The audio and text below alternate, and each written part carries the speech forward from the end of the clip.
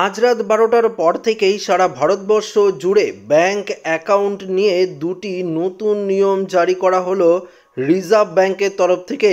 এবার এই ভুল করলেই আপনাদেরকে 10,000 টাকা জরিমানা দিতে হবে।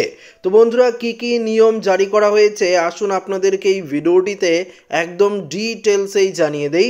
তো অবশ্যই ভিডিওটিতে আপনারা প্রত্যেকেই প্রথম থেকেই শেষ পর্যন্ত সঙ্গে থাকবেন। ভারতীয় রিজার্ভ ব্যাংক অফ ইন্ডিয়া নতুন একটি কড়া নির্দেশিকা জারি করেছে, যার মাধ্যমে একাধিক ব্যাংক অ্যাকাউন্ট থাকলে 10,000 টাকা জরিমানা দিতে হবে। এই নতুন নিয়ম অনুযায়ী এক ব্যক্তির নামে একাধিক ব্যাংক অ্যাকাউন্ট থাকলে এবং সেই অ্যাকাউন্টে যদি সন্দেহজনক বা ভুয়ো লেনদেন ঘটে তবে তা নিয়ে এবার কঠোর ব্যবস্থা নেওয়া হবে। বুঝতেই পারলেন, যদি সন্দেহজনক বা ভুয়ো লেনদেন আপনারা করে থাকেন একাধিক অ্যাকাউন্টে, তাহলে কিন্তু আপনার বিরুদ্ধে কঠোর ব্যবস্থা নেওয়া হবে। এর উদ্দেশ্য হলো স্ক্যাম ও চুরি কমানো এবং ব্যাংকিং সিস্টেমের নিরাপত্তা বৃদ্ধি করা।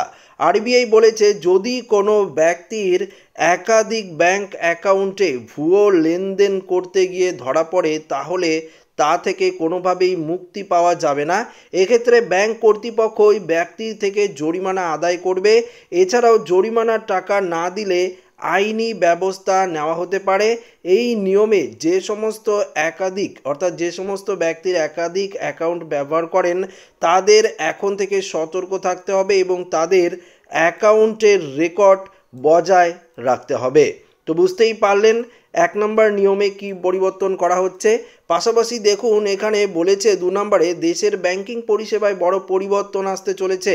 কেন্দ্রীয় সরকার নতুন সিদ্ধান্ত অনুযায়ী 1 এপ্রিল থেকে ব্যাংক সপ্তাহে মাত্র 5 দিন খোলা থাকবে। এতদিন ব্যাংকগুলো প্রতি মাসের দ্বিতীয় ও চতুর্থ শনিবার বন্ধ থাকতো, কিন্তু নতুন নিয়ম অনুযায়ী এখন থেকে প্রতি শনি ও রবিবার ব্যাংকের ছুটি থাকবে। এই সিদ্ধান্ত ব্যাংক কর্মীদের দীর্ঘদিনের দাবি ফলস্বরূপ নেওয়া হয়েছে।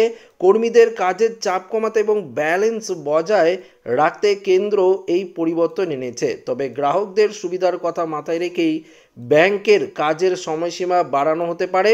মনে করা হচ্ছে, নতুন নিয়ম কার্যকর হলে ব্যাংক সকাল থেকে সন্ধ্যা পর্যন্ত খোলা থাকবে, যাতে গ্রাহকরা আরও বেশি সময় ব্যাংকিং পরিষেবা পেতে পারেন। এই পরিবর্তন ব্যাংকিং খাতে বড় প্রভাব ফেলতে পারে। যদিও ডিজিটাল লেনদেনের কারণে অনলাইন ব্যাংকিং 24 ঘন্টায় চালু থাকবে, তবুও নতুন নিয়ম গ্রাহকদের জন্য কতটা সুবিধাজনক হবে তা সময়ই বলবে। তো বুঝতেই পারলেন যে কী কী নিয়ম পরিবর্তন করা হচ্ছে। এই ভিডিওটিতে আপনাদেরকে একদম পরিষ্কারভাবে জানিয়ে দিলাম। তো ভিডিওটি ভালো লাগলে লাইক করবেন, বন্ধুর সাথে শেয়ার করবেন, নতুন হয়ে থাকলে চ্যানেলটিকে সাবস্ক্রাইব করে নেবেন। ধন্যবাদ।